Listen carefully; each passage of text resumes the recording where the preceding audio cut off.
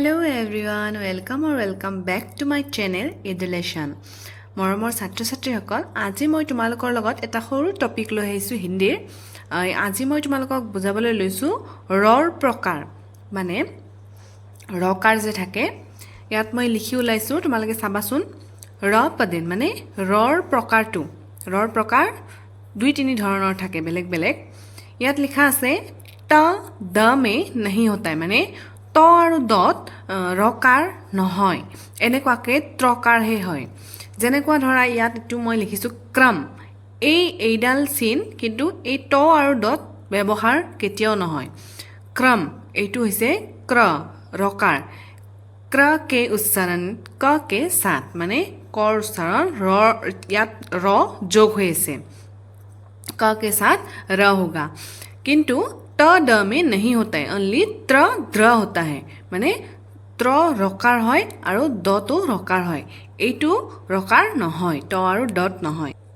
এইটো অসমীয়াত যে লিখিছো এইটো হৈছে ত্ৰ, এইটো হৈছে অসমীয়াত দ্ৰ, এনেকুৱাকে হয়। কিন্তু এইডাল চিন ত্ৰ আৰু দত ব্যৱহাৰ নহয়।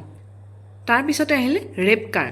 আমি যেনেকৈ লিখো কৰ্ম, অসমীয়াত যদি কৰ্ম শব্দটো লিখা হয় বা কৰ্ক শব্দটো লিখা হয়, তাৰ ওপৰত ৰেপ চিন আহিব, হয়নে নহয়? ৰেপ চিনডাল আমি হিন্দীত লিখিম কেনেদৰে, এনেদৰে উল্টা একাৰ, এনেদৰে ৰেপ চিনডাল লিখা হয়। এইটো কি বানান? কৰ্ক, ক কে বাদ উচ্চাৰণ ৰকা, মানে কৰ পিছত ৰকাৰ উচ্চাৰণ হৈছে। যেনে এইটো কি বানান? কৰ্কট।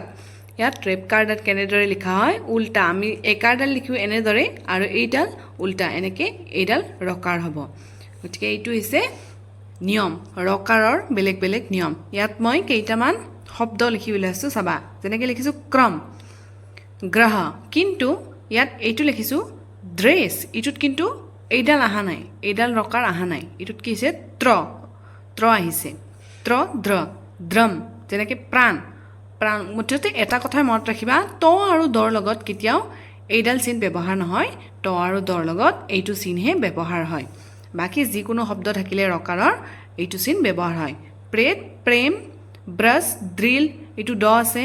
অস্ত্ৰু, তাৰপিছত আছে ক্ৰিয়া, শ্ৰাপ, ধ্ৰুৱ, যিকোনো বেলেগ ত আৰু দৰ বাদে যিকোনো শব্দ থাকিলে এনেকুৱা হ'ব, কিন্তু ত আৰু দ্ৰ থাকিলে এইডাল চিন হ'ব।